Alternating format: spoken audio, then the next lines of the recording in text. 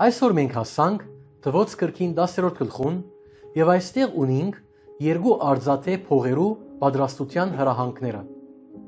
Այս երկու փողերը գործածվեին Իսրայելը շարժելու անաբադի ջամփով։ Նկատեցեք,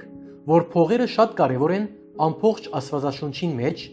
ցույց տալով գործողության գոչը կամ դերոջ քալստյան կամ ներկայության հայտարարությունը։ Իրականությունը, որ վերջին խոսքը Քրիստոսին է։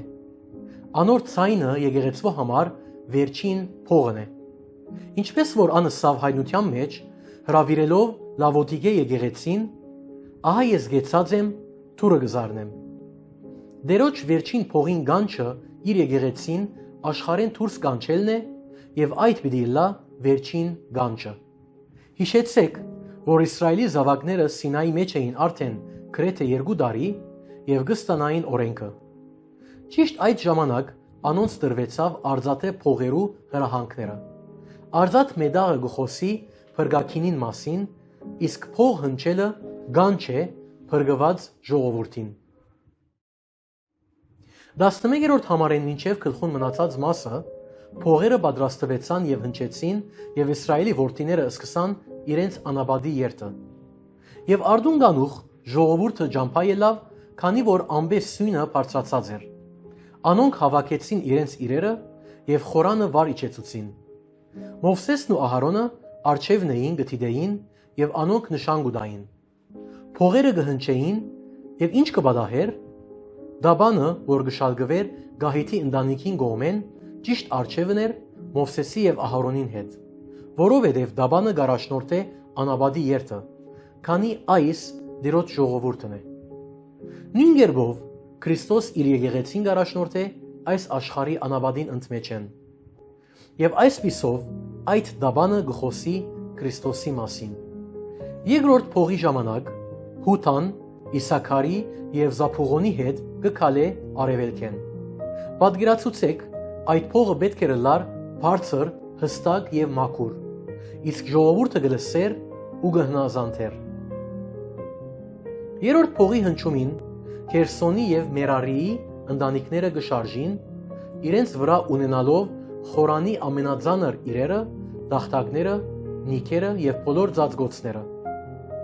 Իսկ չորրորդ փողին հնչելուն Ռուբենը գշարժի գրելով իր թրոշակը Շմավոնի եւ Քաթի հետ թրոշակին դագեն քալելով։ Եվ 5-րդ նշանի ժամանակ գահաթյանները գհետևեին, դանելով բոլոր գահույքը, հացի դաբանագեն, որ գտնվեր արջևը։ Երբ փողը 6-րդ անգամ կհնչե, Եփրեմի ցեղը Մանասեի եւ Բենյամինին հետ գճվեն։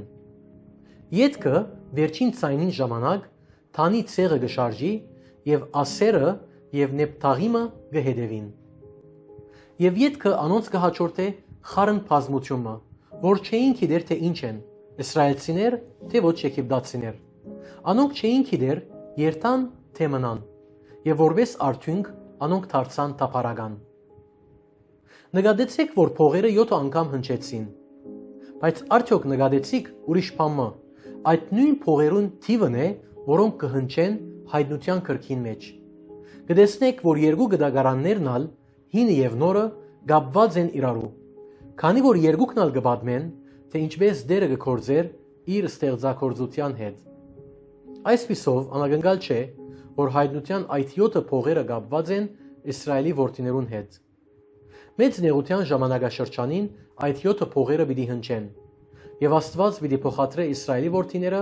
երկրի բոլոր ծայրերեն դեպի այդ երկիրը։ Ճիշտ այնպես, ինչպես անոնց կդեղափոխե այստեղ։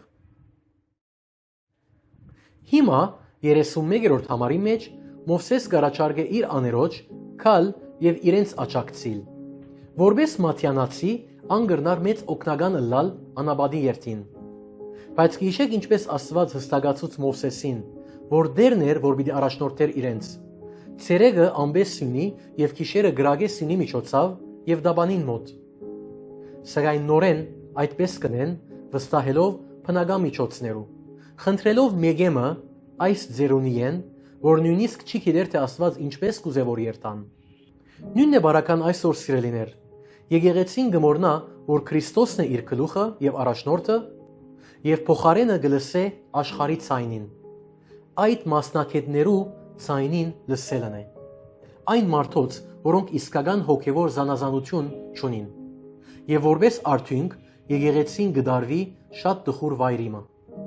Եվ որքան ցավալի այդ մեկը տեսնելը։ Բայց սիրելիներ, Քրիստոս մեր առաջնորդն է, եւ մենք այսօր գկալենք անաբադի մեջ երանտով լսելու անոր վերջին գանչը։ Ամեն։